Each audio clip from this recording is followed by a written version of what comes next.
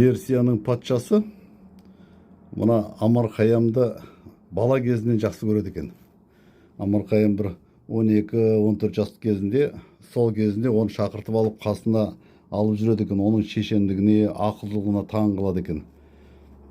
Сол неменен ішінде, бақшаның ішінде екеуі аралап жүріп әңгімелеседі екен.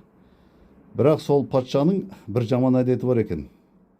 Ана бақшаның ішіндегі әжетханаға, дәретханаға кірсе көпке дейін шықпай отырып алады екен. Соны енді Амар Хайямға кетіп қалатын емес, тосып тұрады ғой. Содан кейін бір күні шыдай алмай туалеттен жақындап келеді, айтады: құрметті патшам, дейді, мына туалетте отыратын адамда 3 ауру пайда болады, дейді. Мен соны сізге ескертем, дейді. Бірінші, дейді, туалетте көп отыратын адам дәретханада тік ішегі шығып кетеді кейін, дейді. Мұны қазіргі кезде геморрой ауру дейді ғой. Ол расында да солай.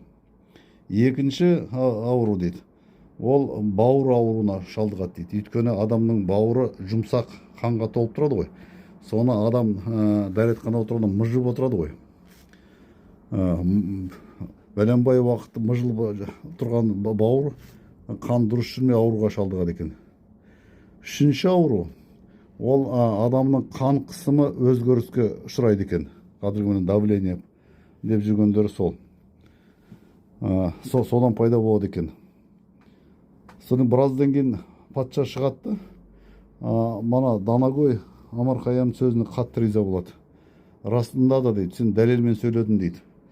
Бұл сөзінді барлық туалеттерге бүгіннен күнде бастап жазып қою керек, есігіне жазып іліп қойыңдар, дейді.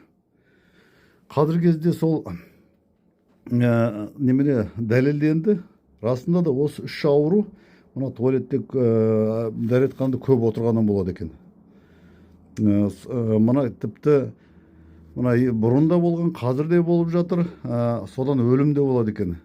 Мысалы, мына Европадағы атақты адамдар да кейбіреу соны өлген. Георгий II деген бар, атақты.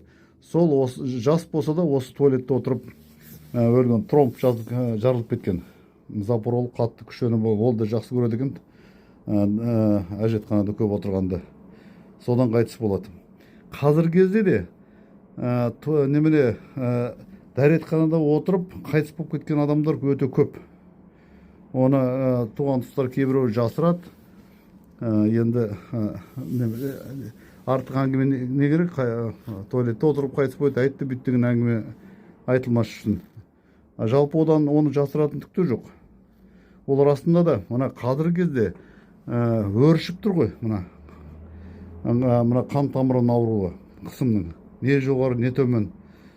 Сонда қан қоюлығы бар адамдар, содан кейін мына жоғары қысым бар тамырында.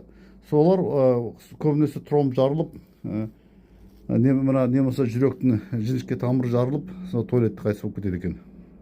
Олар қатты күшенгеннен, зоға болады, қайталап күшенгеннен.